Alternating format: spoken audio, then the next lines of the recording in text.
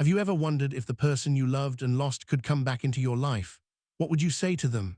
Would the spark still be there, or would time have changed everything?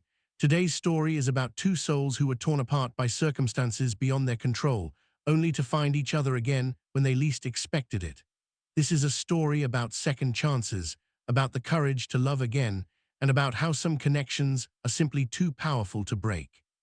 So settle in, because this emotional journey will take you through the pain of separation, the joy of reunion, and the beautiful transformation that happens when two hearts refuse to give up on each other.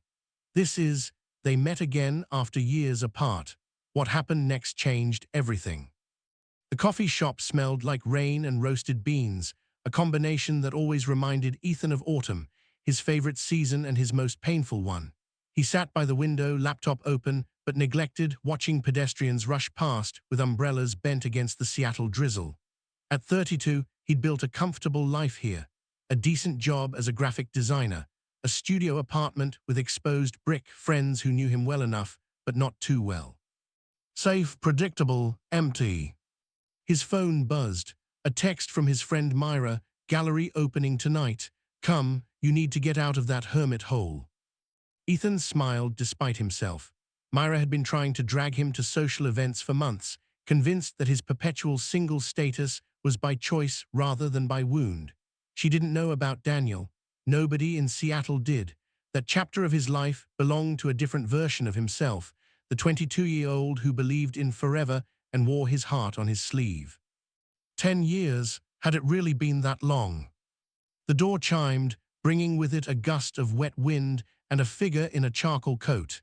Ethan glanced up reflexively, then froze. Time collapsed.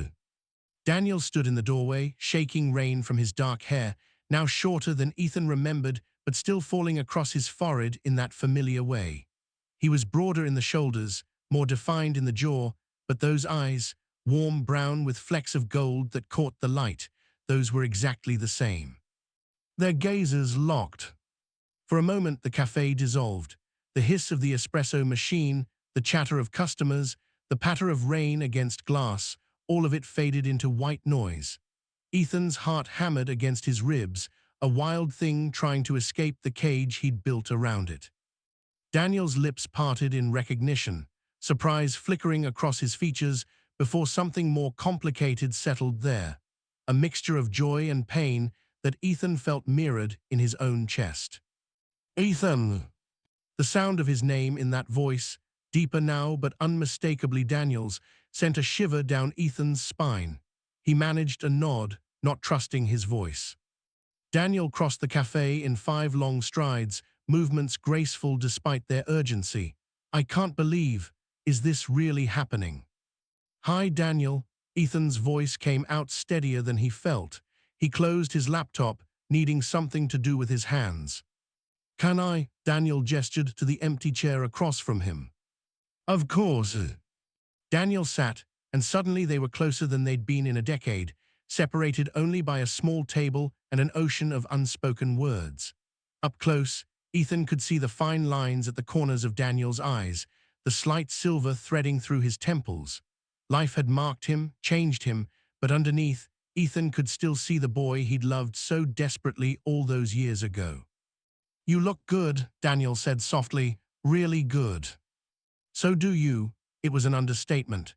Daniel looked devastating, and Ethan hated that his body still responded to him this way, the flutter in his stomach, the warmth spreading through his chest, the sudden awareness of every inch of space between them. I didn't know you were in Seattle. 3 years now, Ethan replied. I moved from Portland after things changed. Daniel nodded, understanding passing between them without elaboration. They both knew what things meant, the life Ethan had tried to build without him, the fresh start that never quite felt fresh. I just got here last month, Daniel said. Job transfer, tech company downtown, I'm living in Capitol Hill. I'm in Fremont. Still into design. Graphic design, yeah, freelance mostly, but some agency work. Ethan paused. Are you still writing? A shadow crossed Daniel's face. Not the way I used to. Corporate content now, press releases, website copy, pays the bills. Ethan remembered Daniel's dreams of becoming a novelist, the notebooks filled with stories, the way his eyes lit up when he talked about characters and plot twists. Something had dimmed in him, and Ethan wondered if he was partly responsible for that. The barista called out an order, breaking the spell. Daniel glanced at his watch, a sleek silver thing that probably cost more than Ethan's laptop. "I should order something if I'm taking up space," Daniel said, starting to stand. "Wait," the word came out more desperately than Ethan intended. Daniel paused, hope flickering across his face. "Do you have time to talk? I mean, really talk." Daniel sat back down slowly. "I have all the time in the world, Ethan. I've had 10 years of time, and I never stopped wishing I could spend it with you." The honesty of it stole Ethan's breath. This was the Daniel he remembered, the one who said exactly what he felt, consequences be damned. "I'm sorry," Ethan whispered, "for how things ended, for not fighting harder. We were kids." Daniel's hand moved across the table, stopping just short of touching Ethan's. "Your parents gave you an ultimatum, college or me, a future or love. That's not a fair choice to put on anyone, especially not a 22-year-old. I chose wrong. You chose survival. I understood that even then, even when it was ripping me apart." Ethan looked down at their almost touching hands, remembering how perfectly they used to fit together. "Did you? Were there others?" A wry smile. "A few, nothing that lasted. Turns out it's hard to fall in love when you're still in love with someone else." Daniel's eyes met his, intense and vulnerable. "You?" "Same, I tried, God, I tried. But every time someone got close, I just couldn't." "Couldn't or wouldn't? Does it matter?" "Maybe not." Daniel finally closed the distance, his fingers brushing against Ethan's. The touch sent electricity up Ethan's arm, 10 years of longing compressed into that simple contact. "What matters is we're here now." "Are we really doing this?" Ethan asked, his voice barely above a whisper. "After everything, after all this time, are we really sitting here talking about second chances?" "I don't know what we're doing," Daniel admitted. "But I know that seeing you walk through that door felt like the universe giving me back something I thought I'd lost forever. And I'm not walking away from that feeling without at least exploring it." Ethan turned his hand over, properly lacing their fingers together. It felt like coming home and jumping off a cliff simultaneously, terrifying and right in equal measure. "I'm scared," Ethan confessed. "What if we try and it doesn't work? What if we've changed too much? What if we don't try and spend the rest of our lives wondering?" Daniel countered. "I've done 10 years of wondering, Ethan. I don't want to do another 10. Outside, the rain had softened to a mist, Seattle's perpetual gray brightening slightly as clouds shifted. Ethan watched a couple hurry past, hands clasped, laughing about something, and felt a pang of longing for that kind of easy intimacy. "I go to a gallery opening tonight," he found himself saying. "My friend's exhibit, would you? Do you want to come with me?" Daniel's smile was luminous. "I'd love that." "It might be awkward. She'll ask questions. Everyone will." "Let them ask. I'm not hiding you anymore, Ethan. I'm not hiding us." The words carried weight, a promise, and a declaration. In the years after their separation, both of them had lived in the shadows to varying degrees, not closeted exactly, but not fully open either, protecting themselves from the vulnerability that came with visibility. "Okay," Ethan agreed, something loosening in his chest. "Then it's a date." "Our first official date in 10 years. Daniel squeezed his hand. "Though I have to say, our last first date set a pretty high bar. Sunset on the beach, that terrible guitar playing, the way you looked at me like I'd hung the moon." "You did hang the moon," Ethan interrupted, memories flooding back. "At least for me you did." They sat in the coffee shop for another hour, talking about everything and nothing, jobs, cities, favorite books, and disappointing movies, the small accumulations of a decade lived apart. But underneath the casual conversation ran a current of electricity, of possibility. Of two people rediscovering each other and liking what they found. When they finally left, walking out into the misty afternoon, Daniel kept his hand in Ethan's, their fingers intertwined as naturally as if they'd never let go. 6 o'clock, Ethan confirmed. I'll pick you up, text me your address. They stood outside the cafe, neither wanting to be the first to walk away. Finally, Daniel leaned in, pressing a soft kiss to Ethan's cheek, achingly chaste and somehow more intimate than anything Ethan had experienced in years. I'll see you tonight, Daniel murmured against his ear. Then he was walking away, hands in his pockets, turning once to look back with a smile that made Ethan's heart stutter. Ethan watched him disappear around the corner, then pulled out his phone to text Myra, I'm bringing someone tonight, someone important. Her response was immediate, OMG finally, I knew you had a pulse under all that brooding. Ethan smiled, pocketing his phone and starting the walk home. The rain had stopped completely now, weak sunlight breaking through the clouds. For the first time in 10 years, the weight he'd been carrying felt lighter. Maybe, just maybe, some love stories did get second chances.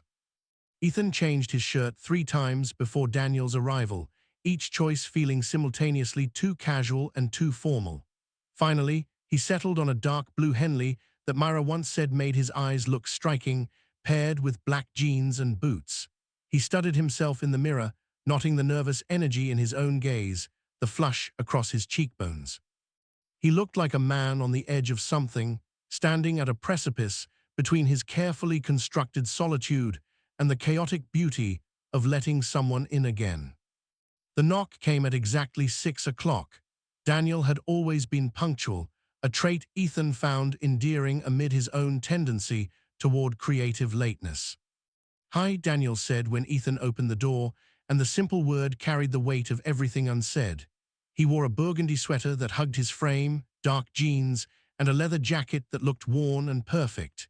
In his hand, he held a single sunflower, bright yellow and absurdly optimistic against the gray Seattle evening. Is this too much? Daniel asked, a rare vulnerability showing through his confidence. I remembered you loved sunflowers, but maybe that's weird after 10 years, maybe I should have. It's perfect. Ethan took the flower, their fingers brushing in the exchange. I still love them. I'm surprised you remembered. I remember everything about you, Ethan. That's been my problem for a decade. They stood in the doorway, drinking each other in, until Ethan's neighbor passed in the hallway with a knowing smile. Ethan stepped back, inviting Daniel inside. This is nice, Daniel said, taking in the studio apartment, exposed brick, plants on every available surface, Ethan's design work pinned to a cork board. Very you, though I expected more clutter. You used to be the messiest person I knew. People change. Ethan set the sunflower in a water glass, creating an impromptu vase. I learned organization. It helps with the anxiety. Anxiety. Ethan grabbed his jacket, not quite ready to unpack that particular development. We should go. Myra gets passive-aggressive if people show up late to her openings. Daniel let it drop, but Ethan felt his gaze, thoughtful, concerned, filing away the information for later. The gallery was in Pioneer Square, a restored brick building with high ceilings and track lighting that cast dramatic shadows across Myra's paintings. The opening was already crowded when they arrived, clusters of people holding wine glasses and speaking in the hushed, reverent tones reserved for art spaces. Myra spotted them immediately, her eyes widening when she saw their clasped hands. Ethan, she swept toward them, all flowing scarves and dramatic energy, and you must be the someone important. She extended a hand to Daniel, sizing him up with the intensity of a protective friend. Daniel Hayes, he shook her hand with easy charm. Your work is stunning, the use of color and negative space, it's haunting. Myra softened immediately. A man with taste, I approve. She turned to Ethan, eyebrows raised in question. We are talking later. As she floated away to greet other guests, Daniel leaned close to Ethan's ear. Did I pass the test? With flying colors, she's terrifying when she doesn't like someone. They moved through the gallery, genuinely appreciating Myra's art, but hyper-aware of each other's presence. Every accidental touch sent sparks through Ethan's nervous system. When Daniel's hand found the small of his back to guide him through a crowded section, Ethan felt the gesture in every nerve ending. "I want to know about the anxiety," Daniel said quietly as they stood before a particularly striking piece. A canvas split between darkness and light, figures reaching toward each other across the divide. Ethan sighed. "It started a few years after we ended. Panic attacks mostly. Therapy helped. I manage it now." "I'm sorry. It's not your fault." "Isn't it though?" Daniel turned to face him fully, oblivious to the other gallery goers. "We ended because I wasn't worth the risk, because loving me meant losing everything else. That would mess anyone up." "You were worth it," Ethan said fiercely. "You were always worth it. I was just too scared and too young to see it clearly." A woman nearby glanced over, interested in their intensity. Daniel noticed, taking Ethan's hand and leading him toward a quieter corner of the gallery. "Tell me about your life," Daniel said once they had relative privacy. "Really tell me, not the highlight reel, the real stuff." So Ethan did. He talked about the years in Portland, the relationship that almost worked but didn't, the slow realization that he was living a half-life, going through motions without feeling them. He talked about his parents, the gradual reconciliation after years of silence, the awkward dinners where they pretended his queerness wasn't the elephant in the room, the exhausting work of maintaining connections with people who loved him conditionally. "Do they know you're gay now?" Daniel asked. "I mean openly." "They know, they tolerate. It's not acceptance, but it's not the ultimatum anymore either." Ethan shrugged, the familiar ache settling in his chest. "We have dinner twice a year. They ask about work and weather. I don't mention dating. It's very Midwestern." "That sounds lonely." "It is." Ethan met his eyes. "I've been lonely for a long time, Daniel. Even in relationships, even with friends, there was always this distance, like I was watching my life through glass." Daniel's thumb stroked across his knuckles, a gesture of comfort and connection. "I get that. After you, I threw myself into work, convinced myself that success was a suitable replacement for love, moved to San Francisco, climbed the corporate ladder, dated people who were fine and safe and completely wrong." He laughed without humor. "I was so busy building this impressive life that I forgot to actually live it." "Is that why you transferred to Seattle?" "Partly. Also, my sister just had a baby. Family felt important suddenly." Daniel paused. "And honestly, San Francisco felt haunted. Too many gay men living the same pattern, work, gym, apps, repeat. I wanted something different. I just didn't know what until I saw you sitting in that coffee shop." Before Ethan could respond, Myra appeared with 2 glasses of wine and a predatory smile. "Nope," she said, handing them the glasses. "No hiding in corners at my opening. Mingle, socialize. I want to see my best friend actually enjoying himself for once." She swept away again, leaving them with no choice but to rejoin the crowd. They separated naturally, Daniel drawn into conversation with a group discussing tech industry gentrification, while Ethan chatted with some designer friends about an upcoming project. But even across the room, Ethan remained hyper-aware of Daniel's presence, the sound of his laugh, the way he tilted his head when listening intently, the unconscious grace of his movements. And every few minutes, their eyes would meet, an entire conversation happening in those brief glances. "I'm here. I see you. This is real." An hour into the opening, Ethan stepped outside for air, the gallery's warmth and wine combining to make him slightly dizzy.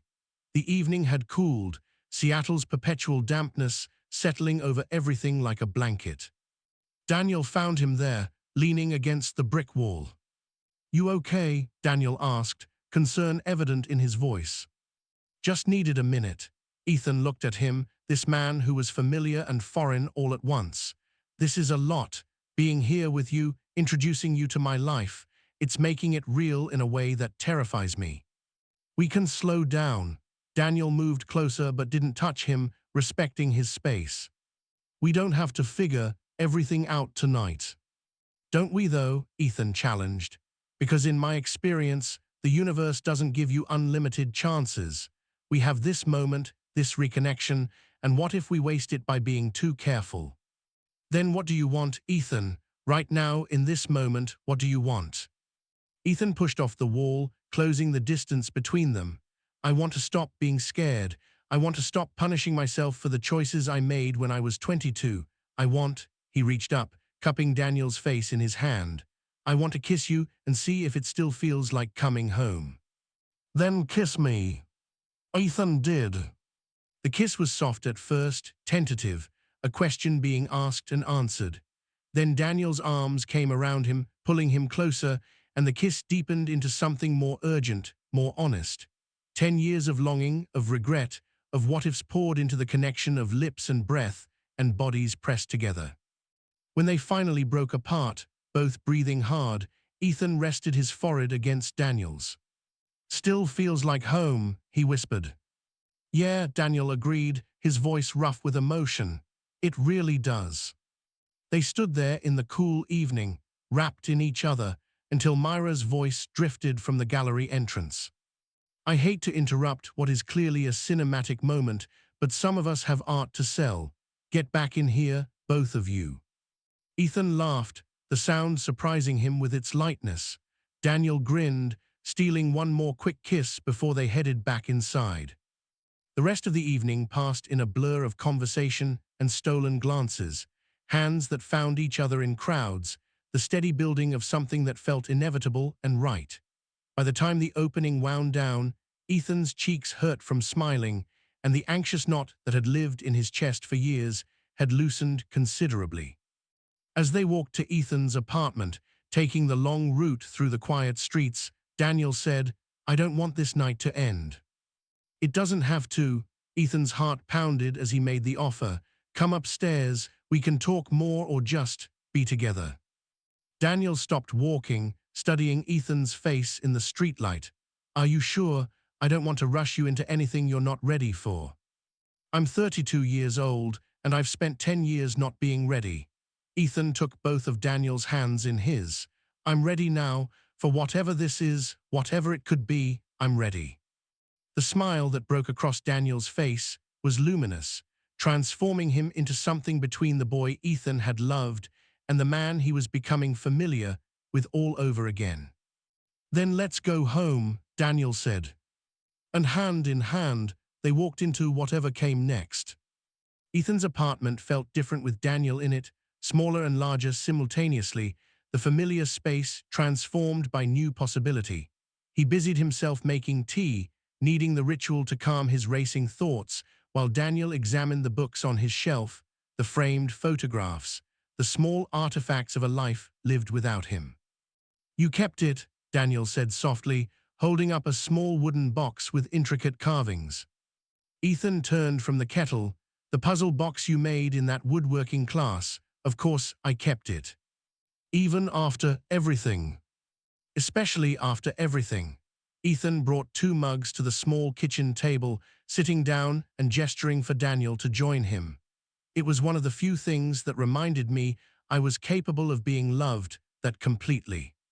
Daniel set the box down carefully, reverently, before taking the seat across from Ethan. You were always capable of being loved. You just weren't allowed to accept it. My parents thought they were protecting me.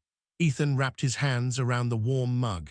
In their minds, being gay was a phase, a confusion that would pass if I just focused on school and career and finding a nice girl. They genuinely believed the ultimatum was love. It was control, masquerading as love. I know that now. Ethan met Daniel's eyes. Therapy helped me understand that their limitations aren't my shame to carry. But back then, I was so tangled up in wanting their approval, in believing I owed them my life choices because they'd raised me, sacrificed for me. You don't have to explain. Daniel reached across the table, taking Ethan's hand. I was angry for a long time, at them, at you, at the universe for being so unfair. But I also understood.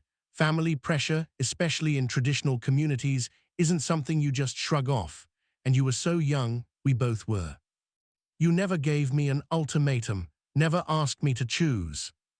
Because I already knew what your choice would be, and I loved you too much to force you to make it. Daniel's voice cracked slightly. The day you told me we couldn't be together anymore, you looked so destroyed. Part of me wanted to fight, to beg you to reconsider.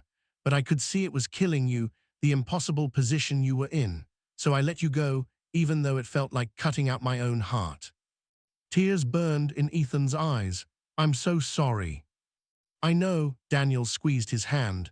And I forgive you. I forgave you years ago, actually. The person I couldn't forgive was myself. Why yourself? For not being enough, for not being worth risking everything. Daniel looked down at their joined hands. I spent years wondering what was wrong with me, why my love wasn't powerful enough to overcome your parents' prejudice. Logically, I knew it was their issue, their limitations, but emotionally, I felt like I failed somehow. Ethan stood abruptly, moving around the table to pull Daniel into his arms. They held each other tightly, 10 years of pain and misunderstanding and self-blame finally being acknowledged, finally being released. There was nothing wrong with you, Ethan whispered fiercely. You were perfect. You were everything. I was just too scared to be brave enough for both of us. They stood like that for a long moment, the apartment silent except for their breathing. Then Daniel pulled back slightly, cupping Ethan's face in his hands. Can I ask you something? Anything. If we do this, if we really try again, are you going to be able to handle it if your parents disapprove? Because I won't be a secret, Ethan. I won't be someone you hide or minimize or apologize for. I'm too old and too tired for that. The question was fair, and Ethan had been asking himself the same thing all evening. My relationship with my parents will never be what I wished for. They'll probably never fully accept that I'm gay, never welcome a boyfriend to family dinners, never understand why I couldn't just be who they wanted me to be. He took a breath. But I've done the grief work around that loss. I've accepted that their acceptance isn't coming, and I've built a life that doesn't require their approval. You're sure? I'm sure, Ethan kissed him softly. I choose you, Daniel. I choose us. Not because I have to, not because of any ultimatum, but because being with you feels like the first honest choice I've made in a decade. Daniel's smile was tremulous, hope and relief shining in his eyes. Then, we're really doing this. We're really doing this. They kissed again, slower this time, savoring the moment. When they pulled apart, Daniel glanced around the studio apartment with a practical eye. Your couch doesn't look particularly comfortable for sleeping. Ethan laughed. It's not, but there is a bed. He gestured to the far corner where his queen-sized bed was tucked against exposed brick. We could, if you want to stay, we could share it. No pressure for anything more than sleeping, I'd love to stay. Daniel's thumb traced Ethan's lower lip. And I'm okay with just sleeping. We have time now. We can figure out the rest as we go. They got ready for bed with an awkwardness that was almost endearing, navigating the intimacy of shared space after years apart. Daniel borrowed a t-shirt and sweats, both slightly too short on his taller frame. Ethan tried not to stare at the strip of skin revealed when Daniel stretched, but failed miserably. See something you like, Daniel teased, noticing his gaze. I see everything I like, Ethan admitted. They settled into bed, the space feeling both too large and too small. After a moment of uncertainty, Daniel opened his arms in invitation. Ethan moved into them naturally, his head resting on Daniel's chest, the steady rhythm of his heartbeat a comfort. Tell me about your dreams, Daniel said softly, his fingers running through Ethan's hair, the ones you haven't told anyone else. So Ethan did. He talked about wanting to start his own design firm someday, specializing in branding for LGBTQ plus owned businesses. He talked about the children's book he'd been illustrating in secret, afraid to show anyone in case it wasn't good enough. He talked about wanting a home with a garden, a dog. Maybe a husband who looked at him the way Daniel was looking at him now. That all sounds perfect, Daniel murmured. I'd love to help with the garden. I've gotten really into plants over the last few years.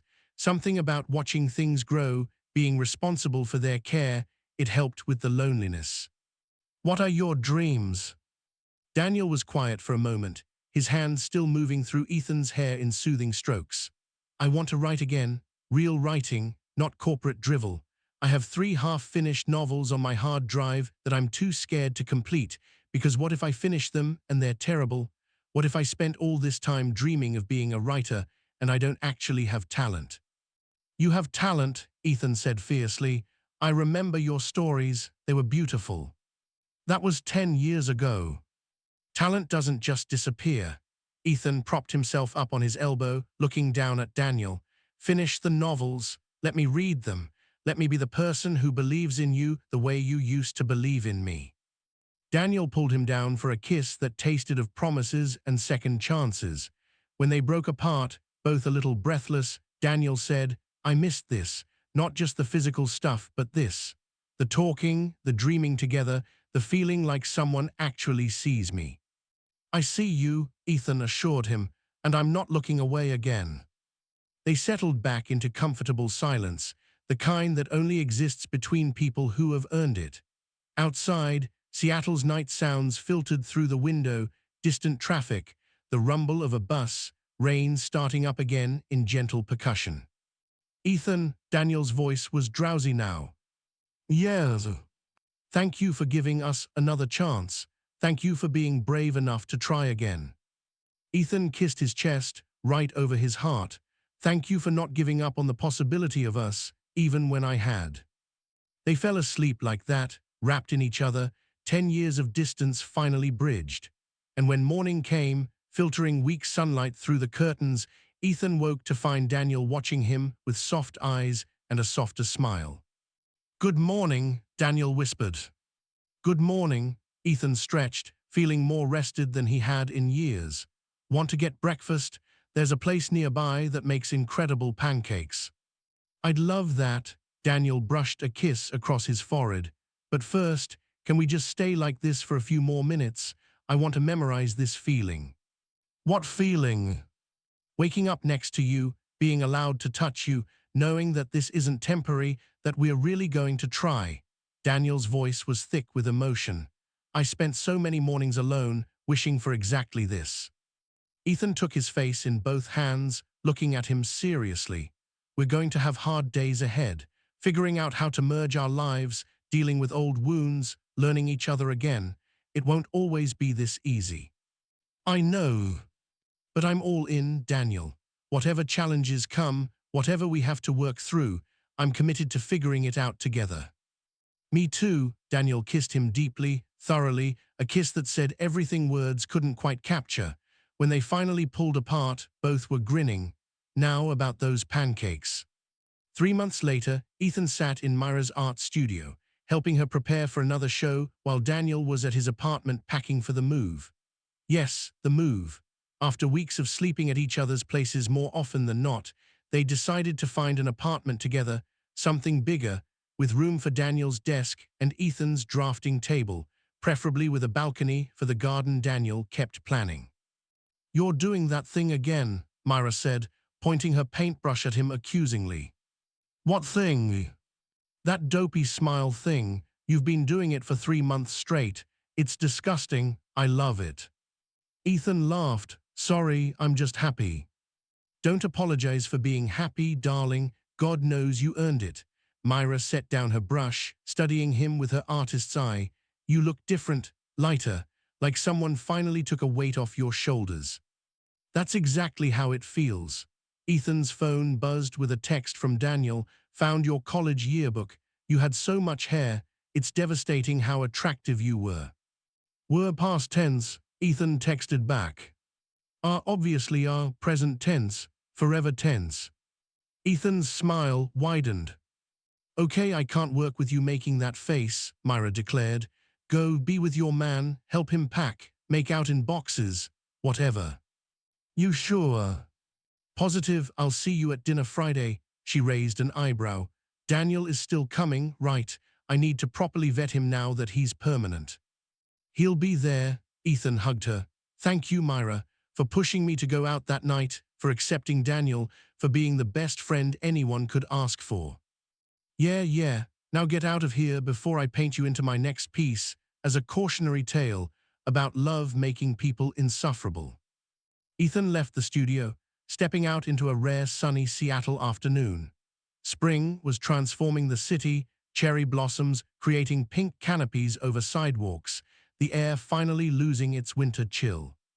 He walked toward Daniel's apartment, soon to be their former apartment, thinking about how much had changed in such a short time. They'd had their first argument last week, about something silly and domestic, and worked through it with the communication skills of people who'd learned hard lessons about what happens when you don't say what you mean. They'd met each other's friends, carefully building the social infrastructure of a real relationship. Last Sunday, Daniel had joined Ethan for the biannual dinner with his parents. It had been awkward and tense, his mother barely looking at Daniel, his father making stilted conversation about sports. But afterward, in the car, Daniel had held Ethan's hand and said, "We don't have to do that again if you don't want to. I'm okay with your family being separate from us." But Ethan was tired of separation. "No," he'd said, "they need to see that you're not going anywhere, that we're not going anywhere. Maybe they'll never fully accept it, but they'll learn to acknowledge it."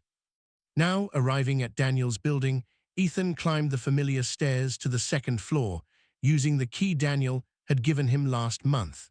He opened the door to find Daniel surrounded by boxes, one of Ethan's old college yearbooks open on his lap. "You really did have magnificent hair," Daniel said without looking up. "And oh my God, these baby face photos, you were adorable." Ethan knelt beside him, looking at his 22-year-old self, longer hair, skinnier, eyes bright with dreams he didn't yet know would be complicated. "I barely recognize him." "I do," Daniel touched the photo gently. "I remember exactly who he was, idealistic, passionate, so full of hope and fear all tangled together." He looked up at Ethan. "I'm glad we both got to grow into better versions of ourselves, but I'm grateful we found our way back to each other." "Me too," Ethan kissed him, soft and sweet. "Now come on, let's finish packing. Our new place won't fill itself with your absurd collection of coffee mugs." "They're not absurd, they're collectible." "You have 17 mugs, Daniel, for 2 people. That's called being prepared." They spent the afternoon packing, talking, laughing at old memories, and making plans for new ones. At one point, Ethan found a box tucked in the back of Daniel's closet, filled with letters, dozens of them, addressed but never sent. "You wrote to me," Ethan said softly, holding one of the envelopes. Daniel came to stand beside him, wrapping his arms around Ethan's waist from behind. "Every time I missed you too much to handle it, sometimes multiple times a day. They're all in there, every thought I couldn't say, every moment I wished you were there to share." "Can I read them?"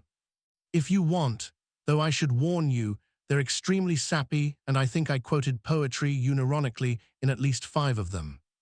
Ethan turned in his arms, the box of letters pressed between them. "I want to read every single one, and then I want us to make new memories, better ones, ones we actually get to experience together." "Deal," Daniel kissed his temple. "And hey, Ethan." "Yes." "I love you. I never stopped loving you, but I'm especially in love with the man you've become, with this version of us." Ethan felt tears prick his eyes, but they were happy ones. "I love you too, so much it still scares me sometimes." "That's okay, we can be scared together." And they were, scared and brave and hopeful and together, finally, after all the years and all the distance, and all the what-ifs that had kept them apart. That evening, as they loaded the last boxes into the rental truck, Ethan's phone rang, his mother's number. He almost didn't answer, but something made him pick up. "Mom." "Ethan," a pause. "I wanted to call about Sunday, about your Daniel." Ethan's stomach tensed. "What about him?" "He seems like a good man."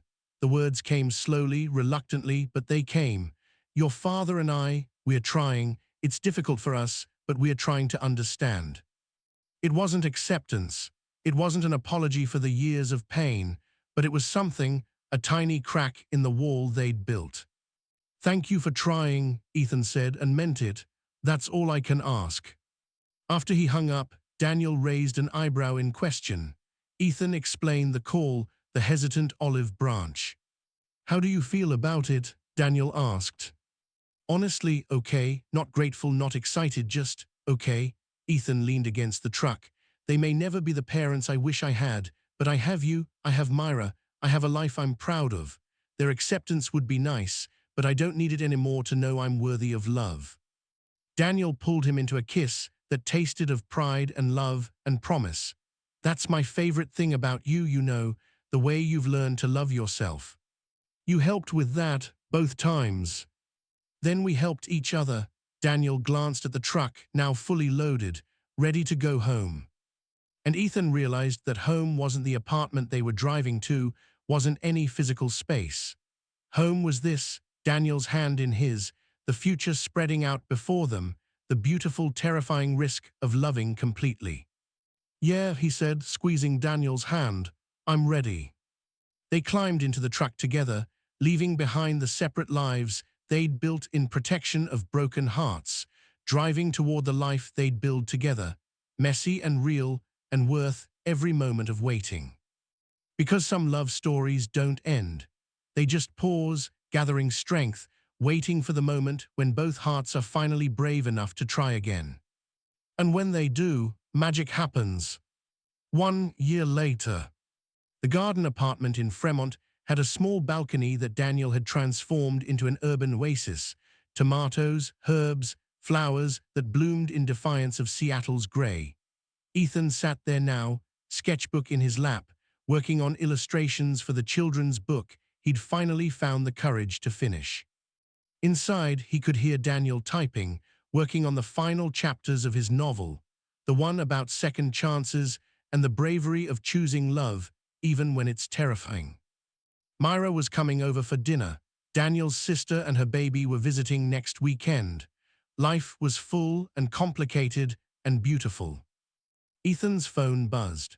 A message in the group chat he'd joined, LGBTQ+ designers supporting each other, sharing opportunities, building community. He'd started attending Pride events, volunteering with queer youth, slowly becoming the kind of visible and proud that his 22-year-old self had been too scared to embrace. Ethan, Daniel called from inside, come look at this paragraph. I need to know if it's romantic or ridiculous. Ethan smiled, setting aside his sketchbook and heading inside, ready to offer his opinion, ready to be part of Daniel's creative process, ready for all of it, the mundane and the magical, the challenges and the triumphs. Because they'd been given a second chance, and they weren't wasting a single moment of it. Thank you for joining Ethan and Daniel on their journey from heartbreak to healing, from separation to reunion, from fear to love. Their story reminds us that it's never too late to fight for the love you deserve, that second chances are possible, and that sometimes the universe gives us exactly what we need when we are finally ready to receive it.